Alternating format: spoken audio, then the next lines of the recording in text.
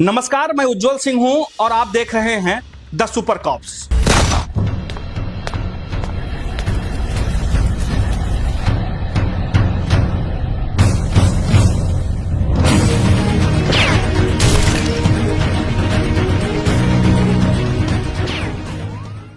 The super cops के इस पहले एपिसोड में हमारे साथ उत्तर प्रदेश के पूर्व डीजीपी विक्रम सिंह जी हैं। हम उनसे बात करेंगे, उनकी जर्नी के बारे में जानेंगे और पुलिसिंग जो उनके समय में जो पुलिसिंग रही है और आज की जो पुलिसिंग है उसके बारे में भी जानेंगे। बहुत बहुत स्वागत है सर आपका यूपी न्यूज डिजिटल में। धन्यवाद उज्जवल जी कि आपने अवसर दिया, कि आपके प्रतिष्ठित मंच पर मुझे वार्तालाप का अवसर दिया। जय हिंद। सर, सबसे पहले हम एक चीज़ जानना चाहते हैं आपसे कि आप 1974 बैच के 73 बैच के आईपीएस ऑफिसर हैं। 74 में आप यूपी कैडर में आपने ज्वाइन किया। सर, उस समय की कुछ जर्नी बताइए अपनी। जब आपने ज्वाइन किया तो क्या चैलेंजेस थे पुलिस में उस समय और कैसा माहौल था कानून व्यवस्था को लेकर उत्तर प्रदेश में? बहुत अच्छा सवाल। उस समय, क्योंकि समय समय पर चुनौतियां बदलती रहती हैं, लेकिन कुछ चुनौतियां सदैव रहती हैं। सांप्रदायिक जैसे तनाव, सांप्रदायिक दंगे एक। दूसरा, आपके चोरी, डकैती, राजनी। तब इकोनॉमिक ऑफेंसेस उतने ज्यादा नहीं थे, साइबर क्राइम तो खैर था ही नहीं। उस तरीके की संख्या में लोग बिहड़ों में घूमते थे, पुलिस को चुनौती देते थे और यहाँ तक कि पुलिस के थाने उनका नरसंहार हो जाता था, उनका सामूहिक हत्याकांड हो जाता, जैसे नथुआपुर जिला एटा में हुआ। सर, ये किस समय ये एक अप्रॉक्स किस ईयर की बात रही होगी जो आप बता रहे हैं सर?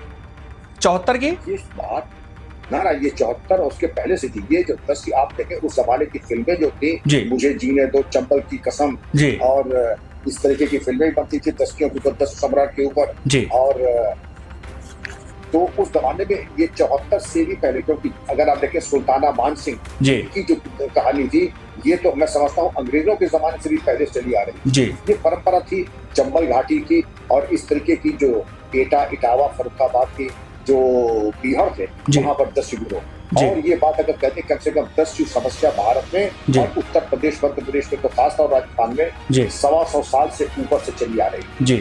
और हमारे टाइम में तो बिल्कुल अपने शबाब थे। तो सर, आपके सामने जब आपने ज्वाइन किया तो सबसे बड़ी समस्या यही डकैतों की और 10 जो सरगना थे इन्हीं की रही? बिल्कुल। और रॉबर्स की थी, जो कि तकरीबन रॉबरी 2 मीटर शुरू हो गए थे शहर में, रॉबरीज का होना, अपहरण और ठेके पर हत्या करना। लेकिन तब बाहुबली कल्चर की शुरुआत तब तक नहीं हुई थी। तब तक बाहुबलियों की शुरुआत नहीं थी। बाहुबली की शुरुआत हुई उसके 15 साल बाद। ये 74 की बात आप कर रहे हैं, लेकिन बाहुबलियों की जो शुरुआत और इनका प्रागट्य जो हुआ, ये हुआ आपका सन 85 के आसपास। सर, आपकी पहली पोस्टिंग कहाँ रही और वहां का कुछ एक्सपीरियंस आपके पास हो? जी, पहली पोस्टिंग मेरा अहोभाग्य की मां विंध्यवासिनी के चरणों में, विंध्याचल के मेरा सर्कल था और मिर्जापुर जिले में हुआ था। मेरे पास 5 थाने थे: कोतवाली शहर, कोतवाली देहात, कोतवाली कटरा, कछुआ, मड़िहान और विंध्याचल। लेकिन आजकल देखिए कि एक थाने के भी सीओ होते हैं, लेकिन मेरे पास 5 थाने थे। और पहला एएसपी इंचार्ज था। वहां की चुनौती विंध्याचल में, क्योंकि पंडितों का वर्चस्व था, आपस में लोग एक दूसरे के सामूहिक हत्याकांड करते थे, आए दिन कानून व्यवस्था की समस्या रहती थी, वीवीआईपीस का आगमन होता था नवरात्रियों में, और वहां पर भी 10 समस्या थी। वहां के जंगलों में एक बखेड़ी नाम का बड़ा कुख्यात डकैत था। लेकिन मेरी पोस्टिंग वहां पे जब थी तो ये आदेश हुआ कि इनका बारे में कार्रवाई और कार्य योजना बनानी है। बहरहाल मां विंध्यवासिनी की कृपा थी, बखेड़ी मुठभेड़ में मारे गए और वहीं से शुरुआत करियर की हो गई। ठीक है सर, आपके बारे में एक जानकारी है कि आपने किसी गैंग को खत्म करने के लिए महीनों तक जो है आप बाहर रहे और आपने गुड़ चना खा करके अपना दिन बिताया। उसके बाद फिर आपने उस टारगेट को पूरा किया, जिस मिशन को लेकर आप निकले थे। उसकी कहानी क्या है? उज्जवल जी, उसके बाद मेरी सारी पोस्टिंग लगभग 10 वर्षों तक 10 प्रभावित क्षेत्र में ही रही। आगरा ले लें तो उसके 40 थाने जो थे वो एसपी देहात के रूप में खेड़ा, राठौर, बाह, बटेश्वर, फतेहाबाद, चौकी, अछनेरा, फतेहपुर सीकरी ये थे। तो वहीं से शुरुआत हो जाती। फिर एसपी हमीरपुर, कई कैजुअलिटीज पुलिस की हो। फिर एटा के बाद नैनीताल, फिर चरमपंथी समस्या आ गई। लेकिन ये तमाम पीरियड हमारा ऐसे संघर्ष में बीता। तब ये नहीं होता था ये सुख आपके पास कि आप घर से रोज निकले और घर वापस आ जाए, ये सुख नहीं था। तब हमारे जो अफसरान थे पिता तुल्य और पिता की तरह हम लोग को इतना प्रेम करते थे और सुरक्षा देते थे हम लोगों को। किसी भी राजनेता का किसी कोई बात आती थी तो अपने ऊपर ले लेते थे, हम लोग तक बात नहीं आती थी। लेकिन मैं नाम भी बता दूं, श्री बीपी सिंघल साहब स्वर्गीय, श्री केडी शर्मा जी स्वर्गीय, श्री एक नाम और बताना चाहता था, फिर नाम याद आता तो बताऊंगा आपको, एसके मुखर्जी स्वर्गीय, श्री तुषार दत्त जी, ये लोग ये कहते थे कि विक्रम हम यहाँ मुख्यालय में बैठे हैं, तुम जाओ फोर्स लेके जाओ, पीएससी 1-2 कंपनी यानी 400-500 आदमी लेके जाओ, तुम अपना कुमुक वहां लगाओ जहां पे दस्तियों का मूवमेंट हो, वहीं कैंप चलाओ और तुम लगेज करके इनका पीछा करो। क्योंकि लखनऊ से जोर पड़ता था और लखनऊ से जोर पड़ने के बाद ये होता था कि आता था प्रेशर कि भाई कब तक आप गैंग को मारेंगे, क्योंकि सदन में रोज चर्चा होती, कभी देहू हत्याकांड, कभी साड़ूपुर हत्याकांड, तो हम लोग प्रेशर में रहते थे और वो यही आदेश भी यही होते थे कि आप घर तब लौटे या तो आप मार दिए जाए या फिर आप टारगेट अचीव कर लें, बीच का रास्ता नहीं था। तो घर बार बार आने की कोशिश न कीजिए, और सब जानते थे कि भाई ऐसा है, कोई सुविधा नहीं, बिजली नहीं, तो या तो आप स्कूल में रहिए कि कोई प्राइमरी स्कूल हो या किसी ऐसी जगह कुएं के आसपास या कहीं कोई सराय मिल जाती थी, या पेड़ के नीचे रहिए, अपनी मच्छरदानी तानिए वहां पे और मच्छरदानी में रखकर सोइए। और जो उग रहा है, अगर आलू है, आटा है, शकरकंदी है, मटर है, उसी को भून करके खाइए, वरना आप लाई चना लेके चल रहे हैं। लाई चना आपका मुख्यालय में जहां भी कैंप होता था वहां से आपकी श्रीमती जी आपके लिए तो खाना भेजेंगी ही, लेकिन वो खाना केवल 2-3 लोगों के लिए पर्याप्त होगा, वो 400 लोगों के लिए पर्याप्त नहीं होगा। और आपको संदेश ये देना कि आप उनके साथ सारी कठिनाइयों में शामिल हैं। तो जो हमारा कर्मचारी खाएगा, अगर उनके मेस में रोटी और दाल बनी तो रोटी दाल ही कप्तान साहब भी खाएंगे, और अगर लाई चना ही मिल रहा है तो लाई चना सब लोग खाएंगे। फिर ये नहीं है कि श्रीमती जी ने आपके लिए सैंडविच और अगर हलवा भेजा है तो आप उसका सेवन करेंगे ना, वो आप दे जरूर देंगे लेकिन खाएंगे नहीं। क्योंकि अगर आपने हलवा और सैंडविच और पूरी पराठा कचौड़ी खाना शुरू कर दिया तो लोग कहेंगे कि साहब तो अपने लिए देखिए क्या परमाल मंगा रहे हैं और हम लोगों को लाई चना खिला रहे हैं। तो मैंने जो कर्मचारी खाता था मैंने वही साथ, और ईश्वर की कृपा मेरा रिकॉर्ड 99% नहीं 100% है, जो टारगेट थे सब भगवान ने अचीव करके दिए। सर, एक कोई घटना रही है आपके लाइफ में जिसमें तत्कालीन सीएम ने आपको फोन करके कहा था कि इस गैंग को खत्म करना है, इस अपराधी को मारना है, इसके लिए व्यक्तिगत आपको खुद इसमें मैदान में उतरना है, खुद करना है? सर, कौन सी घटना थी, उसके बारे में बताएं। देखिए, मैं एसपी हमीरपुर था और एटा जिले में सितंबर 1981 में नथुआपुर कांड हुआ था, जिसमें थाना अलीगंज के इंस्पेक्टर राजपाल सिंह और 12 पुलिसकर्मी को छविराम गैंग ने शहीद कर दिया था, पूरा थाना का थाना मार दिया था। तब फोन आता है तत्कालीन मुख्यमंत्री श्री विश्वनाथ प्रताप सिंह जी का, वो कहते थे हम चाहते हैं तुम चले जाओ। उन्होंने कहा जो आपका आदेश हो तो गुलाम, हालांकि हमीरपुर में मुझे 1 वर्ष नहीं हुआ है, उनका ना अनिवार्यता अब हमीरपुर से आप जाएं। हेलीकॉप्टर की व्यवस्था की गई और उससे मैं गया। तो ये तो खैर दीगर बात है, लेकिन वहां भी परमात्मा की ऐसी कृपा कि जैसे हमीरपुर में सफाया हुआ, एटा में भी जो गिरोह थे, छविराम करमवीर सिंह जो कि हमारे सहयोगी यशस्वी मैनपुरी में, बाकी पोथी, महावीरा, शिवराज, नेक्से और तमाम गैंग्स थे, वो एटा में हमारी और हमारी टीम ने अमर सिंह स्वर्गीय, नेत्रपाल सिंह, सोनकर, इन लोगों ने मिलकर के जो हमारी टीम थी इनका सफाया किया। तो वो टारगेट भी आपने मुख्यमंत्री जी ने जिस पे आपको भरोसा जताया, वो टारगेट भी आपने अचीव किया? 100% पूरा कराया परमात्मा ने। सर, एक सवाल आपसे है कि जैसे उस समय जब आप नौकरी में आए, जब आप जिलों की आपने कमान संभाला, उस समय डाकुओं का खौफ हुआ करता था चंबल में, यहाँ वहाँ जो भी डाकू ही सब कुछ थे उसमें। लेकिन अब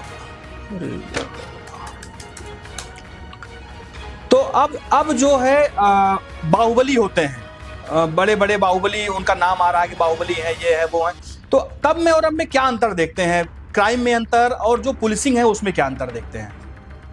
बहुत अंतर है। देखिए, सबसे पहले तो जो क्राइम का नेचर था वो बिल्कुल बदल गया है जी। तब 10 दल थे और चरमपंथी थे, राष्ट्र विरोधी तत्व थे, लश्कर तैयबा, जैश ए मोहम्मद, ये राष्ट्र विरोधी तत्व और एंटी नेशनल एलिमेंट आज भी सक्रिय है, तब भी थे। ओके। ये बात दूसरी की कड़ी कार्रवाई के बाद ये उतना सक्रिय नहीं। लेकिन जहां तक डाकू समस्या थी तो एटा, इटावा, मैनपुरी, आगरा, ये पूरी तरीके से अब शांत है। यहाँ एक भी दस्युदल नहीं है, संतोष का विषय है। लेकिन जो तब क्राइम नहीं था, साइबर क्राइम, आज साइबर क्राइम, ये मान के चलिए कि 100-150 साल में जितनी डकैती का टर्नओवर था 100 करोड़, आज मामूली से मामूली एक जिले का साइबर क्राइम 1000 करोड़ से ऊपर है। तो आप ये समझ लीजिए परिमाण और तरीका। तब डकैतियों के बीच में गोली चलती थी, अब बुद्धि बल का है। अब पहले AK-47 और इस तरीके के हथियार एरिया डोमिनेशन के लिए आपको मोटर वगैरह का प्रयोग करना पड़ता था। अब आपको IIT ग्रेजुएट्स और इस तरीके के टेक्नोलॉजिकल एक्सपर्ट्स IPS में, पुलिस में है, जो कि हैं हमारे पास, कांस्टेबल से लेकर के, जो कि साइबर क्राइम के एक्सपर्ट्स हैं और उसके इन्वेस्टिगेशन के एक्सपर्ट्स हैं। तो एक तो साइबर क्राइम आ गया, दूसरा बाहुबलियों का जो कल्चर था काफी हद तक, क्या मैं समझता हूँ करीब करीब वो भी समाप्त है। वो चूंकि एक पॉलिटिकल इकोसिस्टम ने उनको ऑक्सीजन दी, तो आपने देखा होगा मुख्तार अंसारी, अतीक, शहाबुद्दीन बिहार में, और अशरफ और इस तरीके के तत्व पनपने लगे थे, विजय मिश्रा वगैरह तब पनपने लगे, लेकिन ईश्वर की कृपा से उनके ऊपर भी पूरा नियंत्रण हुआ। लेकिन आज के चैलेंजेस दूसरी ये थी, हमारे टाइम में कांस्टेबल्स इतने ज्यादा सुशिक्षित नहीं हुआ करते थे। ये संतोष का विषय है कि आज कांस्टेबल की शैक्षिक योग्यता और IPS की शैक्षिक योग्यता में बहुत ज्यादा अंतर नहीं है, बल्कि दिखाई ये भी पड़ता है कि अक्सर कांस्टेबल ज्यादा क्वालिफाइड होता है, LLM होता है। मैं यूनिवर्सिटी में चांसलर हूँ, हमारी यूनिवर्सिटी में कुछ कांस्टेबल्स और सब इंस्पेक्टर गवर्नमेंट परमिशन लेके PhD कर रहे हैं। किसमें मालूम है आपको? लॉ में, साइबर क्राइम में जी। वो भी क्योंकि कांस्टेबल सब इंस्पेक्टर बहुत हाईली क्वालिफाइड है, और ये अनिवार्यता भी है क्योंकि पुलिस में बहुत परिवर्तन है। 25 साल में क्रांतिकारी परिवर्तन आ चुका है। इसलिए आजीवनम ज्ञानवर्धनम सिद्धिर्भवति कर्मचारी, जीवन पर्यंत अगर पढ़ेंगे नहीं तो पुलिस अधिकारी सफल नहीं होगा। और अपने हाथ से साइबर क्राइम को अगर आप समझेंगे नहीं, हार्ड डिस्क क्या होता है, सॉफ्टवेयर क्या होता है, हार्डवेयर क्या होता है, उस चीज को समझेंगे नहीं तो आप इन्वेस्टिगेट नहीं कर पाएंगे। और तभी ये अच्छी बात है। तो टेक्नोलॉजी इतनी आ गई है इन्वेस्टिगेशन में भी, क्राइम में भी, और क्राइम के पैटर्न में और क्राइम के टर्नओवर में भी, हर चीज में आप देखेंगे एक दूसरे ही तरीके से एक गुणात्मक और मैग्नीट्यूड में भी परिवर्तन आया है। सर, अभी अगर क्राइम कंट्रोल की बात करें तो कहीं ना कहीं सरकार, जब कोई बड़ा क्राइम होता है, कुछ होता है, तो सरकार की डिपेंडेंसी आके STF पे रुक जाती है। आप STF में भी रहे हैं, STF में का भी अनुभव है आपका लंबा, STF में भी काम करने का। तो सर, अभी क्या देखते हैं कि STF उस समय प्रभावी थी या आज प्रभावी है, या फिर क्या अंतर देख रहे हैं STF की अगर हम बात करें व्यक्तिगत? STF तब भी प्रभावी थी और आज भी प्रभावी, क्योंकि STF को एक आपने एनवायरमेंट इकोसिस्टम दिया है, कुशाग्रता का, एकाग्रता का। STF लॉ एंड ऑर्डर नहीं करती, ट्रैफिक मैनेज नहीं करती, मैन मैनेजमेंट नहीं करती। STF का एक ही काम है, क्राइम एंड क्रिमिनल इंटेलिजेंस, और उसके ऊपर उनको निष्क्रिय करना। और कोई काम STF का है नहीं है, न PT में है, न परेड में है, न और कोई काम है। तो जब दिन के 24 घंटे आपको एक ही काम मिला है, और जो STF का चयन हुआ है वो कोई थोपा नहीं गया है, स्वेच्छा से जो आता है उसी को STF में लिया जाता है। सिलेक्शन प्रोसीजर STF का बड़ा क्लिष्ट होता है। ये नहीं कि किसी ने कह दिया मुझे STF में जाना है, मालूम पड़ा कि आपको 4 एडवर्स एंट्री मिली है, इंटीग्रिटी सर्टिफिकेट विथहल्ड है, तो आप STF में नहीं आ सकते। बिल्कुल, आपको शौक होना चाहिए अपराध और आपराधिक अनुसंधान का, आपका कैरेक्टर रोल उत्कृष्ट होना चाहिए, सेवा अभिलेख उच्च कोटि का होना चाहिए, आपकी वैसायिक दक्षता उच्च कोटि की हो। तो अगर 10 एप्लीकेंट आए तो उसमें एक ही सेलेक्ट होता है, 9 सेलेक्ट नहीं हो पाते। तो इतनी क्लिष्ट सिलेक्शन प्रोसीजर के बाद, अच्छे प्रशिक्षण के बाद, उत्कृष्ट टूल्स देने के बाद, क्योंकि बजट कंस्ट्रेंट कहीं हो या ना हो, STF के ऊपर कोई बजट कंस्ट्रेंट नहीं है। आज अगर STF ने कहा कि हमें ये इक्विपमेंट चाहिए, ये सॉफ्टवेयर चाहिए, ये मान के चलिए 3 दिन के अंदर उस STF को उपलब्ध हो जाएगा। यही सक्सेस रेट भी है। STF का देख लीजिए, मानवाधिकार के हनन की एक भी शिकायत नहीं, और सक्सेस रेट 90% से ऊपर। डिस्ट्रिक्ट पुलिस की ये मानवाधिकार की शिकायत मालूम पड़ता है पूरे भारत की मानवाधिकार शिकायतों में हमारा नंबर सबसे ऊपर, लेकिन सक्सेस रेट कोर्ट में हमारी 30% भी नहीं। तो एक तरफ आप देख सकते हैं कि STF की गुणवत्ता और व्यावसायिक दक्षता इस स्तर की है कि उसको कहीं और की मोहताजी किसी चीज की है ही नहीं। सर, एक और आपके बारे में जानकारी है कि जब आपसे DGP बनने के लिए कहा गया कि आप उत्तर प्रदेश के मुखिया बनिए, तो आपने एक शर्त रखी थी सरकार के सामने। जी बिल्कुल सही कहा आपने। जी, शर्त यही थी कि देखिए, पहले तो मैं CISF में था, अच्छे पद पे था, ADG था, वेल सेटल्ड था। तो मैंने यही कहा कि मैं जाऊंगा नहीं, क्योंकि मैं जाऊंगा मुझे मालूम है कि मैं फेल हो जाऊंगा। तो टॉप लीडरशिप ने यही कहा कि फेल क्यों होगा, क्योंकि मेरा कोई स्वविवेक नहीं रहेगा। मैं अपने मनमाने तरीके से ऑफिसर्स को पोस्ट नहीं कर पाऊंगा, उनको दंडित नहीं कर पाऊंगा, मैं अपने हिसाब से निर्णय नहीं ले पाऊंगा। जी मुझे ये आश्वासन मिलेगा कि पूरा आपको स्वायत्ता मिलेगी, इंडिपेंडेंस मिलेगा। और इंडिपेंडेंस मिली यहाँ तक हो गया कि लोग कहने लगे थे कि ये डीजीपी नहीं, डिप्टी चीफ मिनिस्टर है, जी किसी की सुनता ही नहीं है। जी मनमाने तरीके से पोस्टिंग है, लेकिन गुणवत्ता के आधार पर, मेरिटोक्रेसी, केवल मेरिट के आधार पर। जी और जो बहुत सगे बनते थे राजनेताओं के बाहुबलियों को, ऐसे अफसरों को बीन करके ये तो बर्खास्त किया या डिसमिस किया। 555 डिसमिसल्स किए मैंने, जी 555 डिसमिसल्स, जी क्योंकि वो मालूम थे तो बाहुबली के चंगुल में है या बाहुबलियों के इशारों पे चलते थे या इतने भ्रष्ट थे, उन सबको डिसमिस किया। और उसके बाद रिजल्ट आपके सामने है, गवर्नमेंट की वाहवाही हुई। जो पिछले सरकार में FIR नहीं होती थी, ये शिकायत FIR हो गई। हमने कहा हर जिले में एक FIR काउंटर खोल दीजिए जो ये कह दे कि हमारी सबकी FIR लिख दीजिए। सबकी FIR लिखी गई, इन्वेस्टिगेट हुआ और जो बड़े से बड़ा कोई हो उसके खिलाफ कार्रवाई हुई। ठीक है सर, एक और चीज़ है आपसे पूछना है। मुख्तार अंसारी एक बड़ा नाम था उत्तर प्रदेश का, हालांकि वो अब दुनिया में नहीं है, लेकिन एक आपकी चर्चा रही है कि मुख्तार अंसारी ने कभी कहा था कि हमको विक्रम सिंह से खतरा है, वो हमारी हत्या करा देंगे। सर क्या वाकया था, क्या ऐसी बात रही जो मुख्तार अंसारी जैसा दुर्दांत अपराधी जिसकी चर्चा है यूपी में गैंगस्टर माफिया, वो आपसे इस तरह से खौफ खाता था, क्या वजह रही? उज्जवल जी, बाहुबली चाहता है कि एक प्रकार अधिकारियों को धमकाइए। आपको याद होगा कि जब बरेली जेल में था तो वहां के DM और SSP ने यह कहा कि हमारा स्थानांतरण कर दिया जाए क्योंकि मुख्तार अंसारी से हमें जीवन का खतरा है जी। और या फिर वो आपको रिश्वत दे करके या उपकृत करके आपको हमवार करना चाहे। लेकिन अगर दोनों तरीके से आप अगर न डर रहे हैं न उपकृत हो रहे हैं तो उसको मालूम है कि उसकी भाग्य रेखा अब समाप्त हो गई है और खतरे की घंटी बज चुकी है जी। तो ये चीज गूगल पे भी आप जाके चेक करें कि मुख्तार अंसारी ने कहा था कि विक्रम सिंह मेरी हत्या करा देंगे और अगर उनकी असामयिक मृत्यु होती है, अस्वाभाविक मृत्यु होती है, उसकी पूरी जिम्मेदारी विक्रम सिंह की मानी जाए जी। सर एक आखिरी सवाल आपसे हम लेंगे कि इस समय जो उत्तर प्रदेश की पुलिसिंग है, जो पुलिस की व्यवस्था है, जो क्राइम कंट्रोल के लिए सरकार की ओर से और पुलिस की ओर से जो इंतजामात किए गए हैं, क्या सुधार की आवश्यकता है उसमें और बेहतर कैसे किया जा सकता है और क्या खामियां हैं? आज की जो पुलिस है वो पुलिसकर्मी उत्तर प्रदेश के भाग्यशाली है कि इस वातावरण में वो उसको सेवा का अवसर मिला है। किसी प्रकार का कोई राजनीतिक दबाव नहीं है, अपितु तो सरकार से पूरा सहयोग समर्थन है।